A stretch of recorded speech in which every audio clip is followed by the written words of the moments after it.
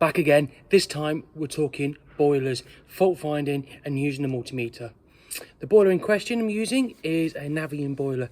Navien, awesome boilers, great products made of good quality materials. The heat exchanger, the plastic, the PCBs, the electrics, all superb. Yeah, enjoy. Please check out the website, loads of free trading material. If you know of any charities that need a new heating system, comment below. Peace out. First things first, check the boiler has a 3 amp fuse. A 3 amp fuse, you want to break the fuse rather than the PCB. Multimeters, so let's start with understanding a multimeter. Curvy line, that means alternating current, which is 240 volts. What is 240 volts? That's why it's a wavy line, because of alternating current. So your pump, fan, diverter. These two could also be DC. Next, we have continuity. This is becoming quite rare now, so you might just have to settle with resistance. So continuity, you can use that to check harness,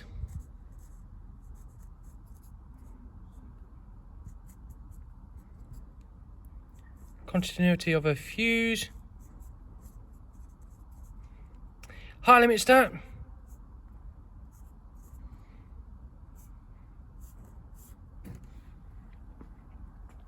next is resistance, which is the horseshoe, that's in ohms. So for this, if you're doing a gas valve, remove harness. So you get an accurate reading on the component. Put your probes across and you're looking at 10%. 10% plus or minus what the manufacturer's spec. Here you have DC. DC voltage, what is it? So here we go. DC voltage is stable voltage, consistent, always the same. People think that DC voltage is battery. It's not. Or DC voltage is low voltage. It's not. It's stable voltage, always the same. So some gas appliances, DC voltage can be 5 volts or 24 volts. On other occasions, DC voltage is 240. But the reason why it is DC voltage is to give a stable, consistent supply. Here's a battery. Positive is anode, negative is cathode. So DC classes many things.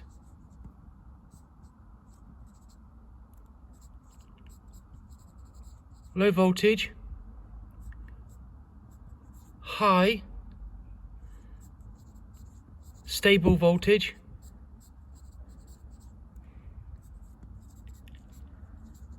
battery voltage,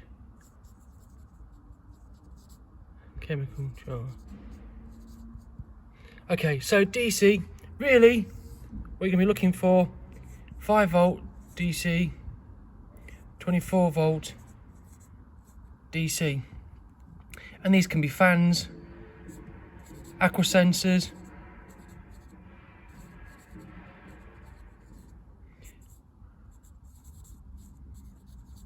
pressure sensors. This resistance reading here,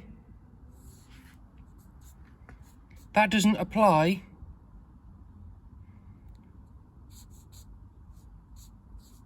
to NTCs. No negative temperature coefficient,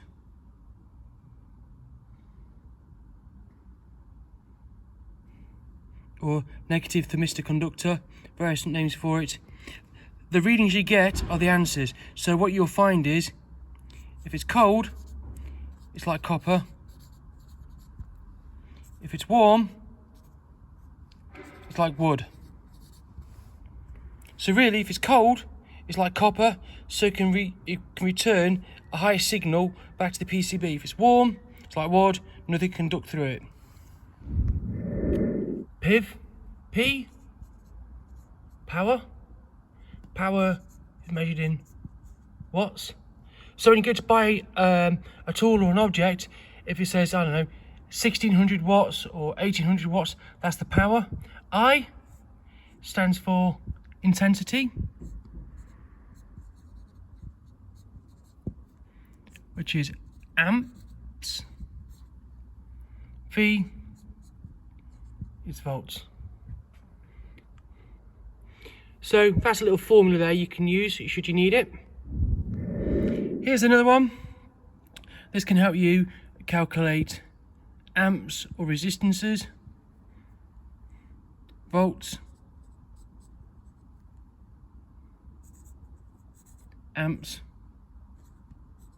ohms, resistance. So in this tutorial I want to talk about the Navien interface. Now personally I love these boilers. I think they're advanced and I think they're good quality.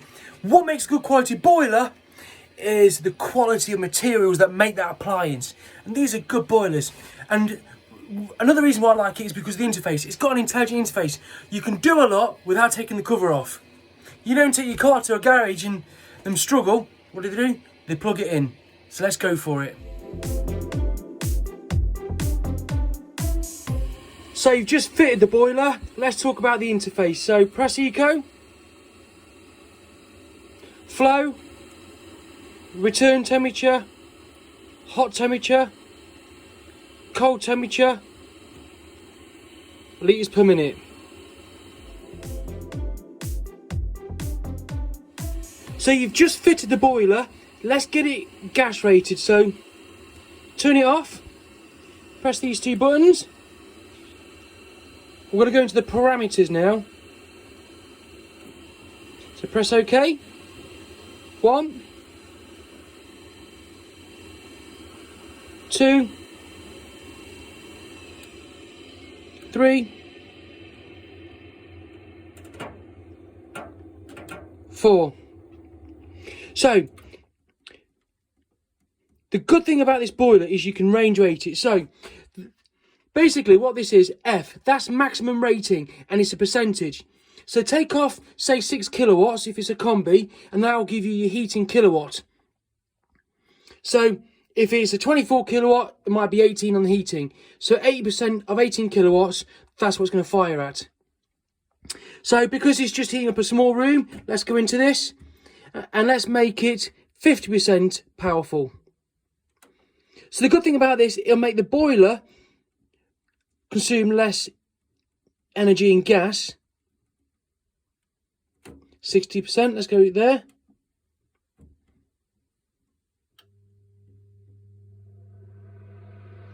Now G is a good one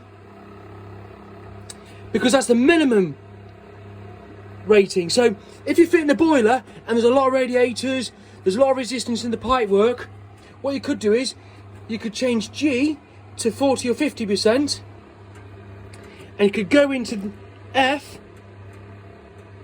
and make it 100%. So you're making the boiler work 100% range rating capacity, and it'll make the pump work more powerful as well. Let's put the boiler in commission. 3 buttons together up.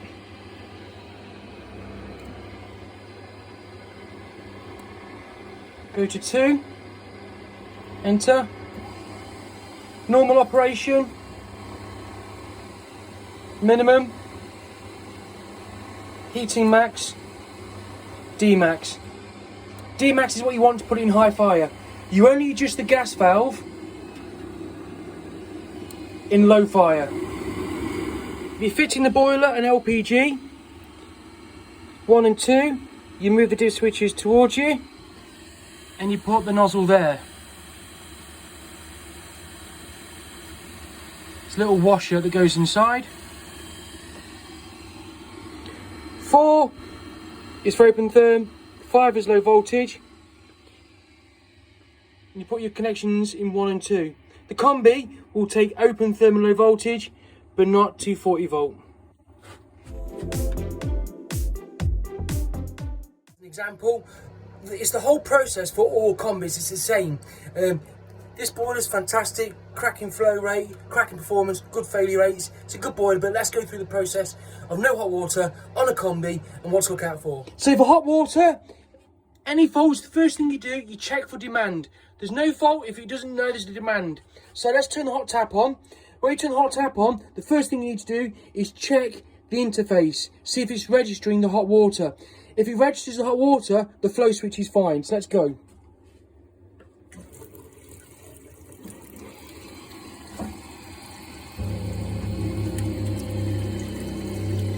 Flame, hot water, and inside the flow switch is lit up.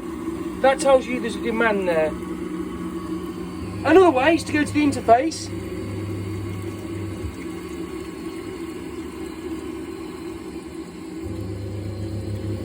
Two and a half litres a minute.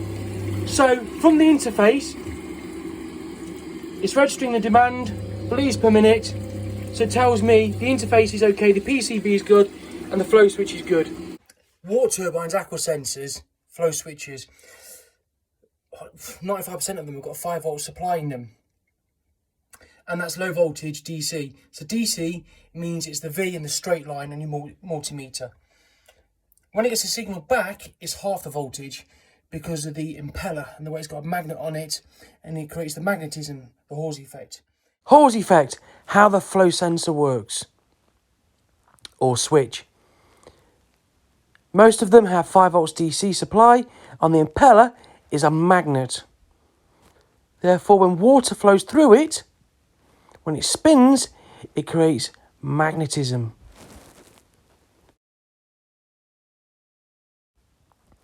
Here, that magnetism conducts half the voltage from the flow to return.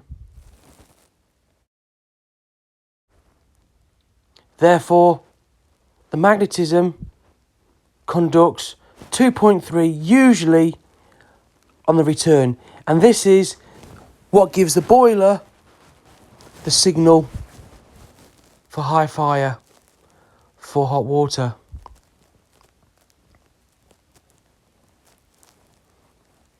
That return voltage, the boiler translates into frequency. This is how it calculates flow rate. So when the return signal, which is half the supply, the interface will light up with the demand, the flow switch will come up with a light on, and you'll get the interface information. Usually with this frequency, there is a formula to calculate flow rate.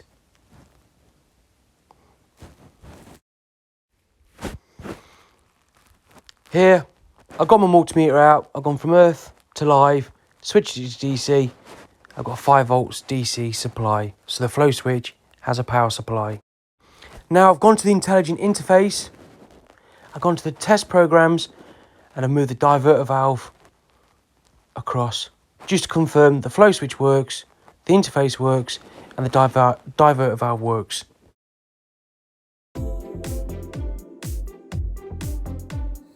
So another method to check the diverter valve, in this instance I'm using the Navien NCB, great boiler. A lot of the methods I'm using in this, a universal method you can use on all boilers. This one is 240 volt AC, most are actually 24 volt. This is a good one because it's the same that's in the baxes and the other components. So first of all, check you got demand, check the diverter valves actuating, it's moving. So we're going to put demand on and see if we can see the pin move. I'm going to use the interface as well and check for heat leakage as well. So here we go.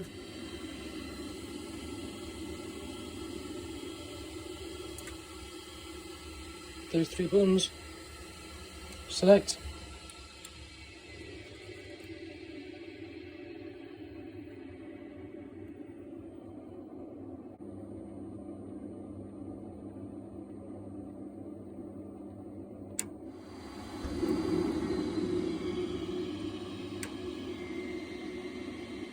the plate's plate on the hot water. So if your flow switch is working, your divert valve's working, and your hot water's not coming through hot enough, could be the plate's plate.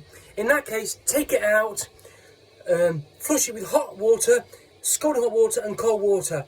And that temperature difference will cause a shock in the metal and make the sludge move.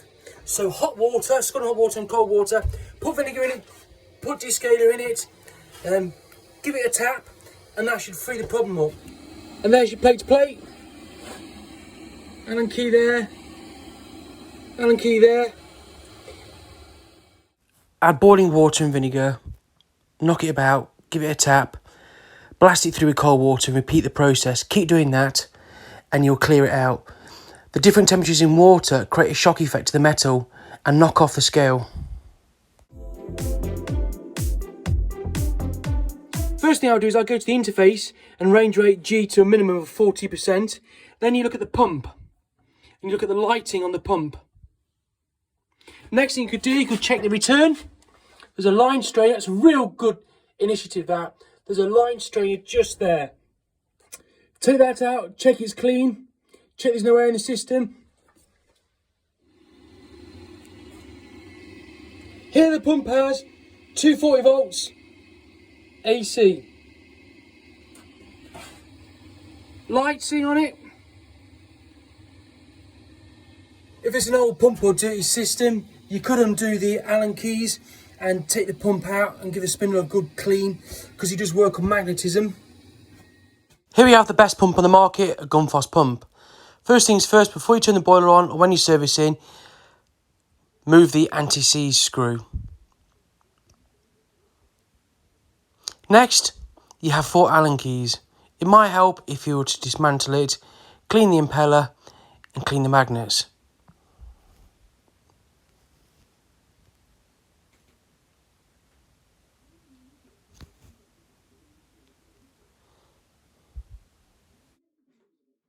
Next, check your power supply, 240 volt. You can do this by putting demand on, or on this particular boiler you can go and test functions. Check the PWM cable. This measures the impeller movement. Check it's connected. You can remove it and it'll make the pump go into full speed. Again, check it's clean, check its demand, check circulation. Visually look at the pressure gauge. If the pump's working, you should see a 0.2 increase. And on some boilers, the pressure sensor looks for a 0.2 increase. If not, it'll go into a fault code.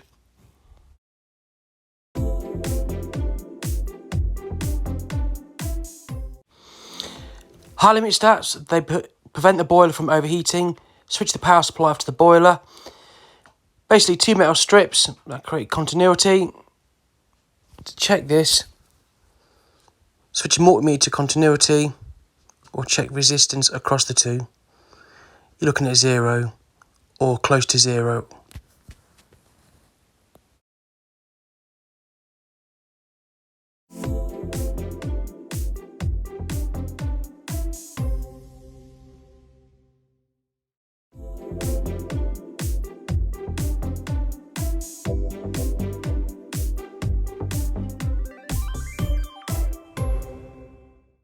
When carrying out this task, always remove the harness and always clean underneath the high limit stat.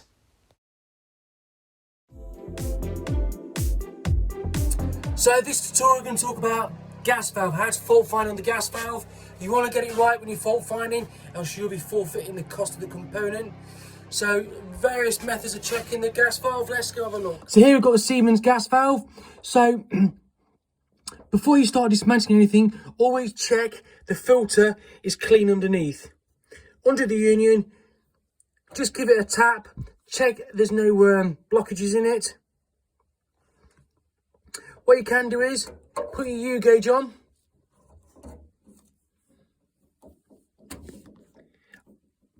Isolate the supply. So by now, you've got your U gauge on and it should be on standing pressure, about 20 millibar. Put the boiler in demand. If it loses pressure, it tells you the gas valve's opening up. If you're on LPG, think the gas valve is stuck, put U gauge on there and blow down. So an LPG, that'll help you purge it through. Only adjust this gas valve in low fire. If you put it in high fire, it'll take you too long to get back again. So first things first that we need to do is check a resistance. So when you check a resistance reading, you always do it with the cable disconnected. So with this, you can also put a hairdryer on the base, and by warming it up, we'll just lift the seating up. So we're going to do a resistance reading. So what a resistance reading will do, it will check the condition of the solenoid.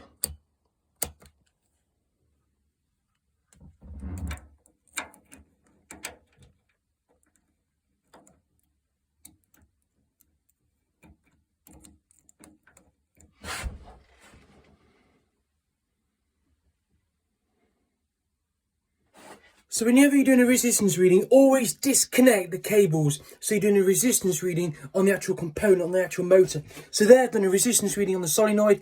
It should have been 65 and it was 65. So whenever you do a resistance reading, you always want it to be within 10%. 65. So live and neutral on the gas valve. 24 volts DC. Recap now. Isolate the boiler. Put your U gauge on. So you're almost doing a tightness test. When you've got pressure, say 21 millibar, put demand on. If you lose that pressure, it tells you the demand is there and the gas valve's opening up. Next thing to do, check the filter. There could be loads of dirt in the main, loads of mist gas, and maybe it's not getting any gas through because the filter's blocked. Take it out, give it a clean. You can always warm them up with a hairdryer, that might stop the solenoid from sticking. Next thing, remove the harness on the gas valve and do a resistance check. Resistance should be within 10% of what the manufacturers specify.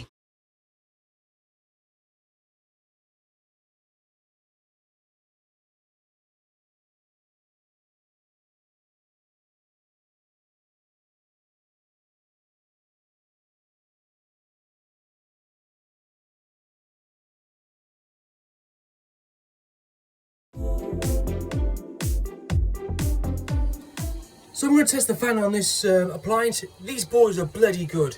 Okay, so I'm just using this appliance because I've got it at hand. But highly recommend these boilers. They're going to take the UK by storm. So we'll talk about fans. So you've got to appreciate with fans it's quite dangerous because they all come across as DC voltage. So DC voltage, people think it's a low voltage. It's not.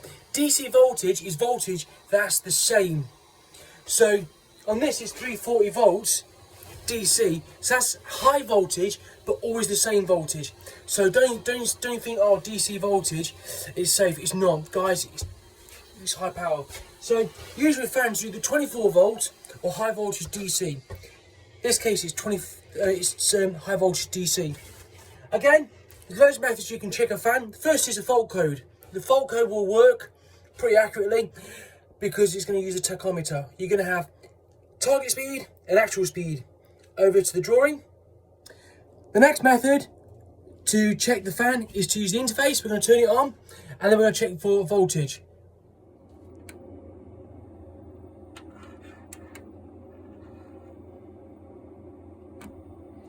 Three together.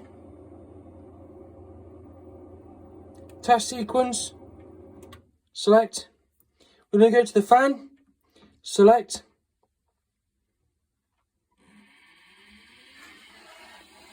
Air pressure switch, so that will dictate how far the fan's going to push. Revolutions per minute. So new fault code came up and that went to high revolutions.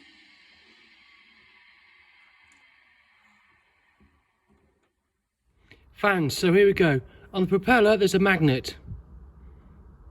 On the PCB for the fan there's a tachometer. So using the NTC readings of the flow and return and the PCB, the fan is given a target speed.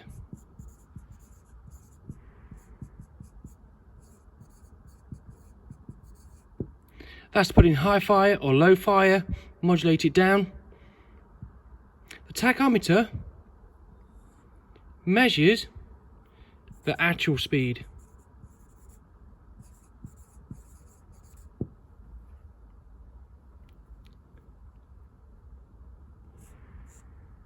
The target and the actual speed should be within 200. If not, it'll come up with a fault code. So as well as the gas valve to be concerned about, you've got the ignition, you've also got the spark generator. So the spark generator in most cases has 240 volts to it. And this one, this is a great product, another perk, is the generator is separate from the PCB. Good advantage is that. So I've checked it's got 240 to it, but remember, whenever you work on electrics, it's going to have a 3 amp fuse, because the 3 amp fuse will blow the fuse rather than you or the PCB. And pro interfaces, I think it's brilliant. Now in this boiler, you can even check the flame using the interface. So let's have a look at that.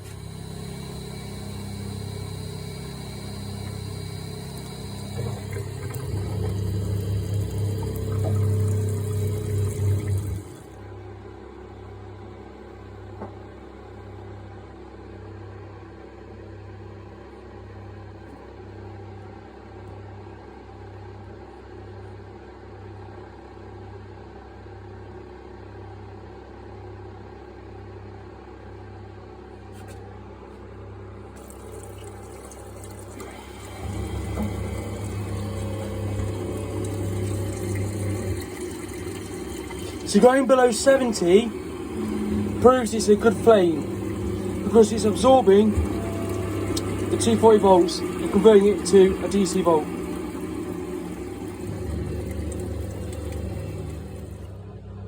So I'm undone the 2 screws. So for this we want to check they're not warped.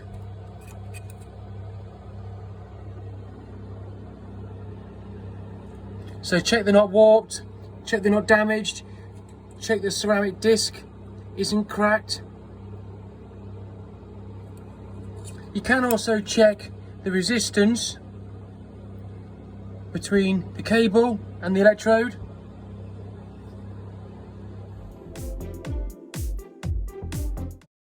The heat exchanger is high grade stainless steel, so it never corrodes.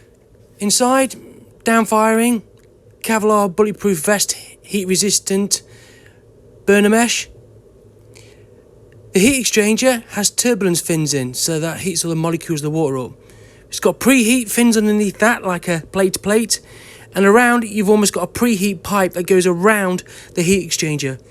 Very complex, very efficient.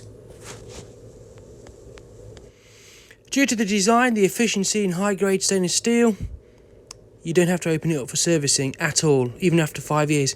If you do, undo the top screws, remove the grommet on the top, so you can get access to the final secure screw.